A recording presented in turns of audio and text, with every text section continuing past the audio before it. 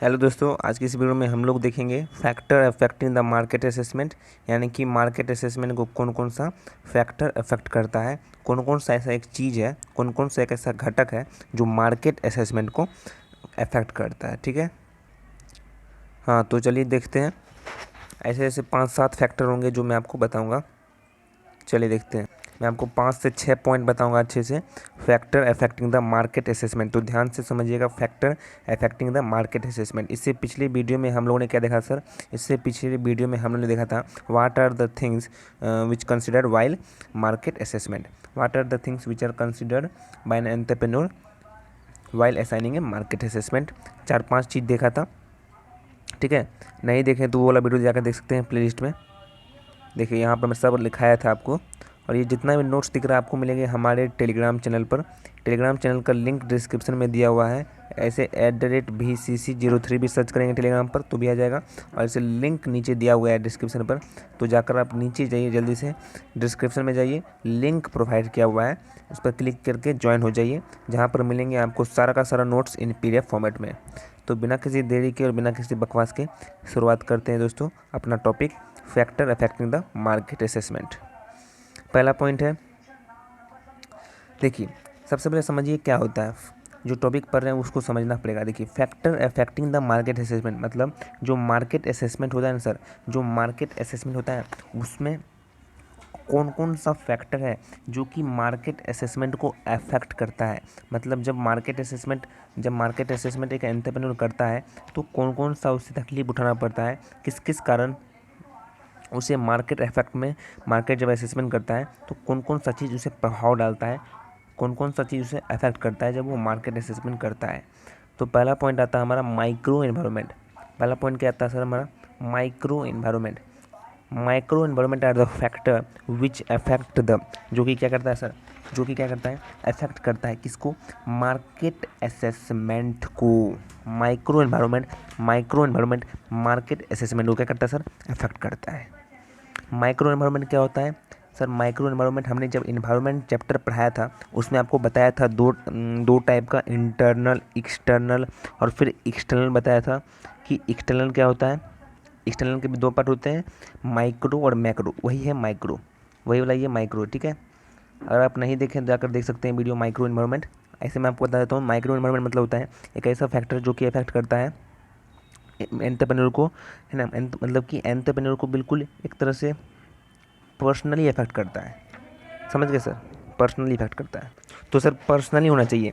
जो भी micro environment मतलब होता है कि एक ऐसा इफेक्ट जो कि पर्सनली एक एंटरप्रेन्योर को, एक इंडिविजुअल एंटरप्रेन्योर को अफेक्ट करता हो, इंडिविजुअल एंटरप्रेन्योर को अफेक्ट करता हो, उसे कहते हैं माइक्रो एनवायरनमेंट। सर एग्जाम्पल बताइए।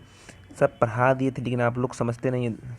चलिए एग्जाम्पल देख लेते हैं सर। एग्जाम्पल में जैसे हो गया सप्लायर।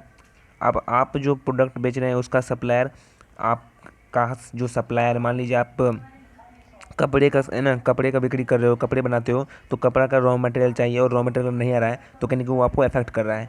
दूसरा कस्टमर, तो सर केवल आपको ही इफेक्ट कर रहा है ना ये सब सप्लायर हो गया, कस्टमर हो गया, इंटरमीडिएटर हो गया, है ना। इंटरमीडिएट के अंदर आ गया होल सेलर, रिटेलर। ठीक है, तो ये सब केवल आपको अफेक्ट कर रहा है। केवल आपको जब अफेक्ट कर रहा है, केवल एक इंडिविजुअल सिंगल एंटरप्रेन्योर को अफेक्ट करता है बाहरी वातावरण, तब उसे माइक्रो एनवायरनमेंट कहते हैं। तो सर माइक्रो एनवायरनमेंट एक तरह से मार्केट असेसमेंट को भी अफेक्ट करता है। आइए समझते हैं। It refers to the strength of a company product which can influence its customer, जो कि इन्फ्लुएंस करता है कस्टमर थ्रू दीज स्ट्रेंथ। ये जो शक्ति है, स्ट्रेंथ है, पावर है, और एक्सटर्नल है, बाहरी है, yet do affect the market strategy of a company. और ये मार्केट स्ट्रेटजी, कंपनी का मार्केट स्ट्रेटजी अफेक्ट करता है। तो सर माइक्रो एनवायरनमेंट क्या है? माइक्रो एनवायरनमेंट एक ऐसा घटक है जो कि अफेक्ट करता है एक सिंगल इंडिविजुअल एंटरप्रेन्योर को।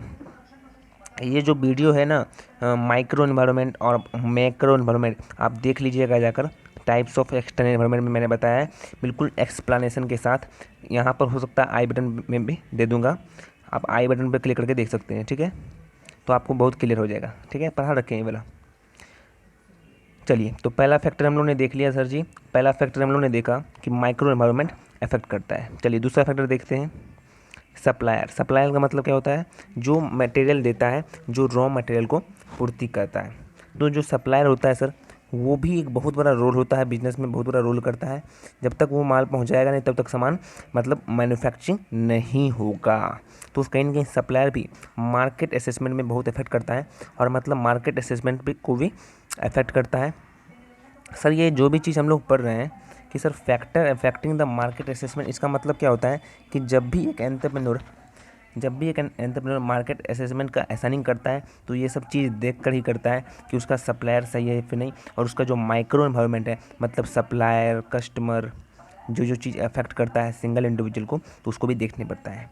तो ये सब चीज़ जो सप्लायर वगैरह है, ये सब चीज़ देखना पड़ता है while assigning the market assessment, जिसका आंसर कहीं ना कहीं क्या करता है, ये अफेक्ट करता है मार्केट असेसमेंट को, तभी तो देखता है ना। तो आई होप दोस्तों आप लोग क्लियर हो रहा है कि सप्लायर क्या करता है। Supplier is the main role of the business, the success of the marketing system. जो मेन सक्सेस होता है वो सप्लायर पर टिका हुआ होता है।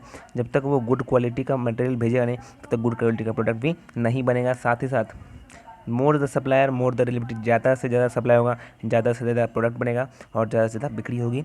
साथ साथ जो कस्टमर होंगे वो इन्हांस होंगे आपके प्रोडक्ट में। And this show that the supply can also the effect of market strategy, market assessment। तो ये था दोस्तों हमारा दूसरा factor affecting the market assessment. Supplier भी बहुत ज़्यादा इफेक्ट करता है। सर कैसे इफेक्ट करता है, तो अगर सप्लाई पूर्ति सही से नहीं करेगा, एज पर डिमांड पे नहीं करेगा, टाइम पे नहीं करेगा, तो कहीं ना कहीं इफेक्ट करेगा। तीसरा है सर मार्केटिंग इंटरमीडिएटर। जो चीज़ हम लोग पढ़े थे माइक्रो एनवायरनमेंट में, वही सब सर आ रहा है। माइक्रो एनवायरनमेंट का हम लोग ने एग्जाम्पल देखा सर, सप्लायर भी हम लोग ने देख लिया, ठीक है। तीसरा देखा हम लोगों ने मार्केटिंग इंटरमीडिएट। तो मार्केटिंग इंटरमीडिएट भी एक तरह से माइक्रो एनवायरनमेंट का काम करता है, और ये बहुत ही ज़्यादा इफेक्ट करता है मार्केटिंग इंटरमीडिएटर। कैसे करता है आइए सबसे पहले समझते हैं। एग्जाम में कैसे लिखना है, तो लिखेंगे मार्केटिंग इंटरमीडिएटर, इस तरह से लिखेंगे, और फिर इसके बाद यहाँ पर एक लाइन देंगे, यहाँ से लिखना शुरू करेंगे कि दे आर द पीपुल। एक मार्केटिंग इंटरमीडिएट का सबसे पहले आप समझना होगा कि मार्केटिंग जो इंटरमीडिएट होता है वो कौन होता है। सर मार्केटिंग इंटरमीडिएट मतलब होलसेलर या फिर रिटेलर, होलसेलर या फिर रिटेलर। तो मार्केटिंग इंटरमीडिएट मतलब एक ऐसा व्यक्ति, एक ऐसा पर्सन जो एक प्रोडक्ट को दूसरे कस्टमर तक पहुंचाने का काम करता है, क्विक सप्लाई करने का काम करता है।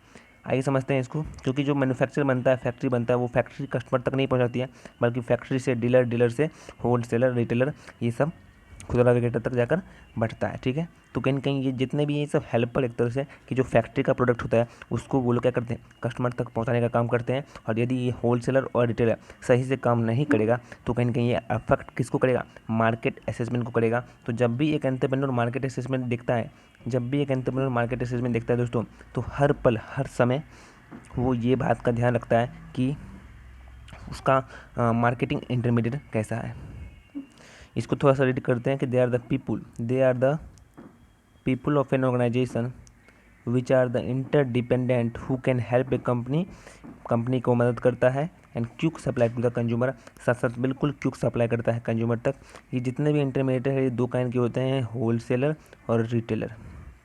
Both these intermediate always assist the company in increasing its sale. ये जितने भी इंटरमीडिएट होते हैं वो कंपनी के सेल को बढ़ाते हैं। ये बात को आपको ध्यान रखना है। ये जितना भी नोट्स है आपको अभी नोट्स नहीं करना है, आपको हमारे जाना है टेलीग्राम चैनल पर। दोबारा से दोस्तों मैं आपको बता देता हूँ, आपको जाना है हमारे टेलीग्राम चैनल पर @VCC03, लिंक नीचे है, डिस्क्रिप्शन में जाइए और ज्वाइन कर लीजिए, जहाँ पर आपको मिलेंगे जितने भी नोट्स हैं सब के सब PDF फॉर्मेट मिलेंगे हर एक चैप्टर के, साथ ही साथ MCQs और भी बहुत कुछ मिलेंगे। साथ ही साथ आपको जितने भी बिहार बोर्ड से रिलेटेड इन्फॉर्मेशन है वो मिलता जाएगा। तो जल्दी से ज्वाइन कर लीजिएगा, लिंक दिया गया है डिस्क्रिप्शन में। दोस्तों बातों बातों हम लोग ने 3 पॉइंट देख लिया। पहला पॉइंट हम लोग ने देखा माइक्रो एनवायरनमेंट, साथ ही साथ दूसरा पॉइंट देखा सप्लायर, तीसरा पॉइंट हम लोग ने देखा मार्केटिंग इंटरमीडिएटर, और चौथा पॉइंट हम लोग देखते हैं the fourth point that is competitor. Sir competitor भी तो माइक्रो एनवायरनमेंट का एग्जाम्पल है, बिल्कुल सही जवाब जा रहे हो आप लोग कि जो भी चीज़ हम लोग देख रहे हैं सब कुछ माइक्रो एनवायरनमेंट का एग्जाम्पल ही हम लोग देख रहे हैं एक तरह से।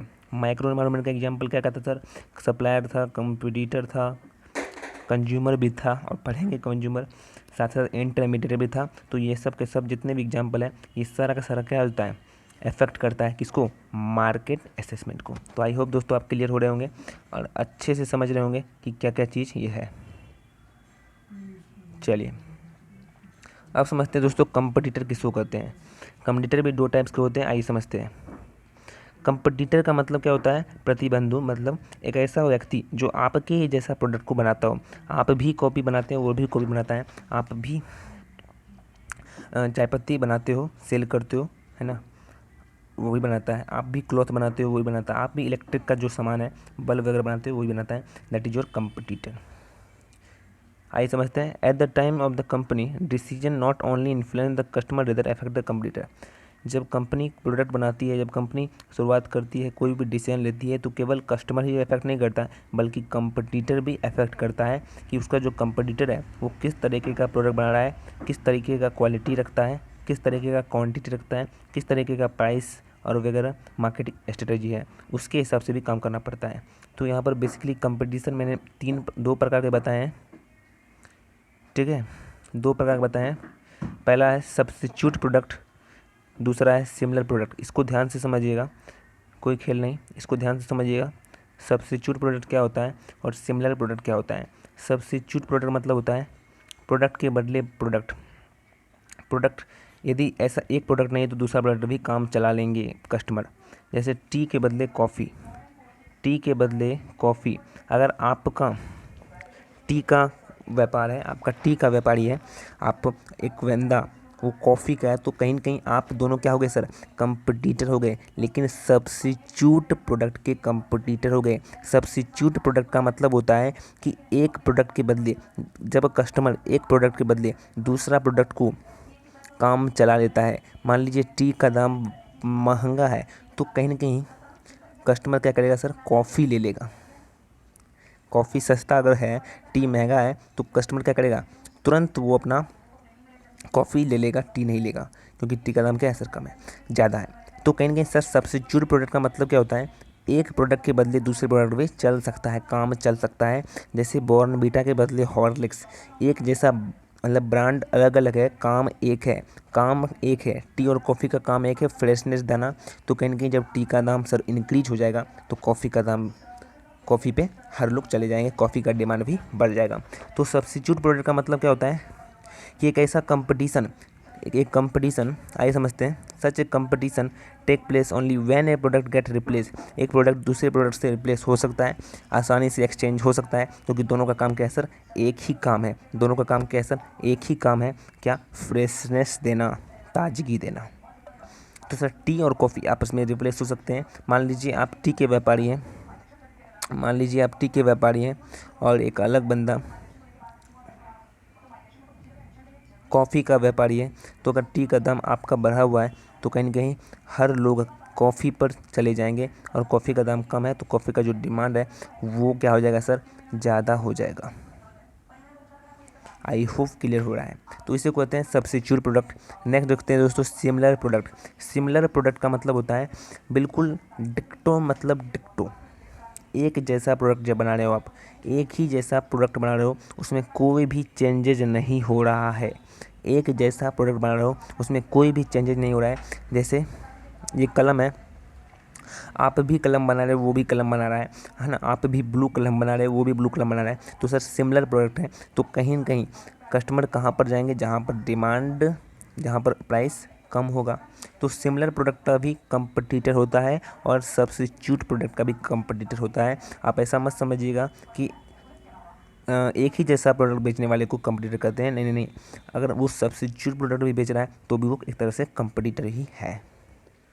तो ये था दोस्तों कंपटीटर। कंपटीटर भी एक तरह से अफेक्ट करता है, it also affect the market assessment. ये मार्केट असेसमेंट को अफेक्ट करता है। कैसे करता है मैंने बता दिया, सब्स्टिट्यूट प्रोडक्ट और सिमिलर प्रोडक्ट के हिसाब से। जैसे ही का प्राइस बढ़ता है घटता है, तुरंत कस्टमर उधर चला जाते हैं, और अफेक्ट करता है मार्केट असेसमेंट को कहीं ना कहीं कंपटीटर भी। तो ये चौथा पॉइंट हम लोगों ने देख लिया, समझ लिया कंपटीटर किसको कहते हैं, और अच्छे समझा कि क्या फैक्टर अफेक्ट करता है। तो चलिए दोस्तों, आई होप आपको अच्छा लग रहा होगा, मज़ा आ रहा होगा। नेक्स्ट पॉइंट देखते हैं, पांचवा point, that is customer. Sir ये भी तो एक तरह से माइक्रो इन्वायरमेंट का एग्जांपल है। जी बिल्कुल, ये भी माइक्रो इन्वायरमेंट का एग्जांपल है। माइक्रो इन्वायरमेंट का एग्जांपल देख लीजिएगा। माइक्रो इन्वायरमेंट मैंने अच्छे से समझाया है चैप्टर नंबर 2 में, जब इन्वायरमेंट स्क्रीनिंग पढ़ा रहे थे, तो उसमें ही आप जाकर प्लेलिस्ट में जाकर देख सकते हैं। ईपीएस के प्लेस में जाइए और आराम से चैप्टर नंबर 2 पर क्लिक करके देख सकते हैं।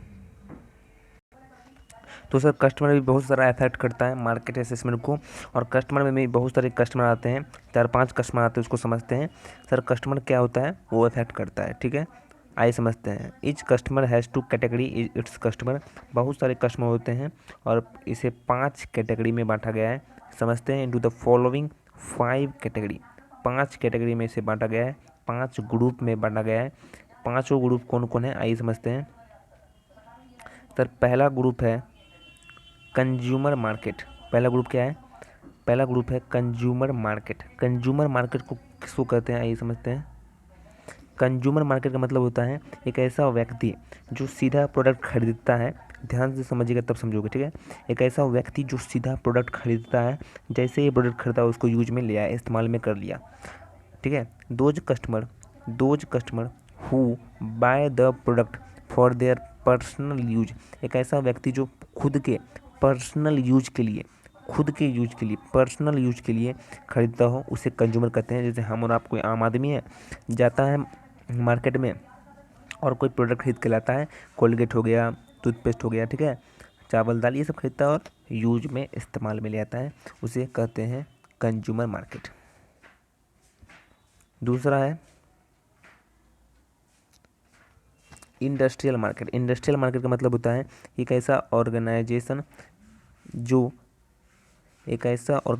जो सीधा जो है ना प्रोडक्ट को खरीदता है। एक ऐसा ऑर्गेनाइजेशन जो प्रोडक्ट को खरीदता है, लेकिन प्रोडक्ट और सर्विस खरीदता है, लेकिन अभी के यूज के लिए नहीं बल्कि फ्यूचर के यूज के लिए। Using them in the production process in industry and future में जब वो प्रोडक्ट बनाएगा तो उसको उस चीज़ में इस्तेमाल लेगा। इंडस्ट्रियल मार्केट उसको कहते हैं। माल खरीदता है भविष्य के लिए, कभी यूज के लिए, भविष्य के प्रोडक्ट को बनाने के लिए उसे इस्तेमाल में लेता है, उसे कहते हैं इंडस्ट्रियल मार्केट, ठीक है सर। चलिए तीसरा पॉइंट देखते हैं। तीसरा है गवर्नमेंट मार्केट। गवर्नमेंट मार्केट किसको कहते हैं, आइए समझते हैं गवर्नमेंट मार्केट किसको कहते हैं। गवर्नमेंट मार्केट का मतलब होता है कि जो भी प्रोडक्ट गवर्नमेंट खरीदती है ना, फ्री में बांटने के लिए, सेवा सर्विस के लिए। Those category include the government office and those agency who sell the merchandise. Merchant मतलब होता है प्रोडक्ट को खरीदता है, तो those who need after purchasing, खरीद कर लोगों में बांट दिया जाता है। जो गवर्नमेंट सर्विस चलाती है, सेवा करती है ना, बहुत सारे स्कीम निकालती है जिसके तहत वो प्रोडक्ट देती है। तो गवर्नमेंट जब प्रोडक्ट खरीदती है और बिल्कुल है ना, उसे एक स्कीम के तहत उसे है ना, जितने भी गरीब लोग हैं जिन्हें ज़रूरत है उन्हें बांटती है, उसे कहते हैं गवर्नमेंट मार्केट। 3 मार्केट देख लिया। पहला कंज्यूमर मार्केट जो खुद खरीदता है और खुद खाता है, खुद यूज करता है। दूसरा हम लोग देखा इंडस्ट्रियल मार्केट जो खरीदता है लेकिन भविष्य के लिए प्रोडक्ट बनाने के लिए यूज में लेता है। तीसरा देखा गवर्नमेंट मार्केट जो कि प्रोडक्ट खरीदता है एंड गवर्नमेंट के लिए कुछ स्कीम के तहत वो काम करने के लिए उसे नीड पर्सन को बांट दिया जाता है। चौथा है दोस्तों रीसेलर मार्केट। रीसेलर मार्केट किसको कहते हैं, रीसेलर मार्केट का मतलब होता है, जैसे कोई प्रोडक्ट खरीदता है बेचने के लिए, है ना, जैसे होल सेलर हो गया, मतलब कि रिटेलर होता है ना, रिटेलर का मतलब क्या होता है कि वो गांव वगैरह के जो लोग होते हैं वो बाहर से सामान लाकर है ना गांव में जाकर बेचते हैं, तो उसे कहते हैं reseller market. This category consider of those people, ऐसे लोग होते हैं जो कि सामान वगैरह खरीदते हैं और उसे दोबारा से बेचते हैं, कुछ प्रॉफिट कमाने के लिए, कुछ छोटा मोटा प्रॉफिट कमाने के लिए। आइए देखते हैं। Reseller market those category consist of those people who first buy the merchandise मतलब प्रोडक्ट, सबसे पहले प्रोडक्ट को खरीदते हैं और any of sell them for earning profit, और उसको प्रॉफिट कमाने के लिए क्या करते हैं, प्रॉफिट कमाने के लिए कुछ सामान को बेचते हैं खरीदने के बाद। नेक्स्ट दोस्तों यही था हमारा डी तक, ठीक है। और एक होता है इंटरनेशनल मार्केट, ठीक है, आप लोग अपने बुक में देखेंगे इंटरनेशनल मार्केट होता है, ठीक है, इंटरनेशनल मार्केट होता है, आपको दिखा देते हैं। एक होता है इंटरनेशनल मार्केट, इंटरनेशनल मार्केट का मतलब क्या होता है, इंटरनेशनल मार्केट, ये 5वां पॉइंट है, तभी मैंने बोला इंटरनेशनल मार्केट मतलब कि भैया केवल एक ही देश में ये सब नहीं होते हैं। एक ही देश में गवर्नमेंट मार्केट, एक ही देश में इंडस्ट्रियल मार्केट, एक ही देश में कंज्यूमर मार्केट, एक ही देश में रीसेलर मार्केट नहीं होते हैं, बल्कि बहुत सारे देश से भी लोग यहाँ आकर ये सब सामान खरीदते हैं। कोई कंज्यूमर बन के, कोई इंडस्ट्रियल बन के, कोई गवर्नमेंट मार्केट बन के, कोई रीसेलर मार्केट बनकर। तो ये जितने भी चार पांच है, ये सारा का सारा 4 पॉइंट इंटरनेशनल मार्केट में भी लागू होता है। इंटरनेशनल मार्केट मतलब होता है इवन द इंडिविजुअल और द ऑर्गेनाइजेशन कैन ऑल्सो भी कस्टमर हो सकता है। इंटरनेशनल वाला मार्केट मतलब जो विदेश से बाहरी लोग आते हैं, वो कोई रीसेलर बन के आता है, कोई कस्टमर बन के आता है, कोई गवर्नमेंट एजेंसी बनकर आता है, या फिर कोई इंडस्ट्रियल मार्केट बन के आता है। ये सब इंडस्ट्रियल में भी होते हैं, मतलब इंटरनेशनल में भी होते हैं, विदेश के भी होते हैं, ठीक है। और सेटल एब्रोड, ये सब जो व्यक्ति होते हैं ये एब्रोड में होते हैं, मतलब विदेश में भी होते हैं, और यही सब लोग आकर एक तरह से कस्टमर का काम करते हैं। केवल देश के नहीं और बाहर के भी होते हैं। तो यही सब 5 पॉइंट था दोस्तों कस्टमर में। पहला था consumer market, industrial market, government market and reseller market, और 5वां पॉइंट है इंटरनेशनल मार्केट। ये दोस्तों 5वां पॉइंट है। तो आई होप दोस्तों ये हमारा जो सेशन है वो ख़त्म हो चुका है। आज के इस वीडियो में हम लोग ने देखा कि आखिर कौन कौन सा फैक्टर अफेक्ट करता है मार्केट असेसमेंट को। पहला है माइक्रो एनवायरनमेंट, सप्लायर, इंटरमीडिएटर, ठीक है। साथ ही साथ इंटरमीडिएट के बाद देखा हम लोगों ने कंपटीटर, एंड 5वां देखा हम लोगों ने कस्टमर। तो ये दोस्तों 5 पॉइंट था हम लोगों ने देखा, what are the factor which affect the market assessment. I hope दोस्तों आपको क्लियर हो चुका होगा। इससे नेक्स्ट वीडियो में हम लोग देखेंगे डिमांड फोरकास्टिंग किसको कहते हैं। आज के लिए इतना ही, मिलते हैं इसके नेक्स्ट वीडियो में। और अभी तक आप हमारे टेलीग्राम चैनल पर ज्वाइन नहीं हुए तो जल्दी से जाइए, ज्वाइन हो जाइए। ये सारा आपको नोट्स मिलेगा PDF फॉर्मेट में। Thank you.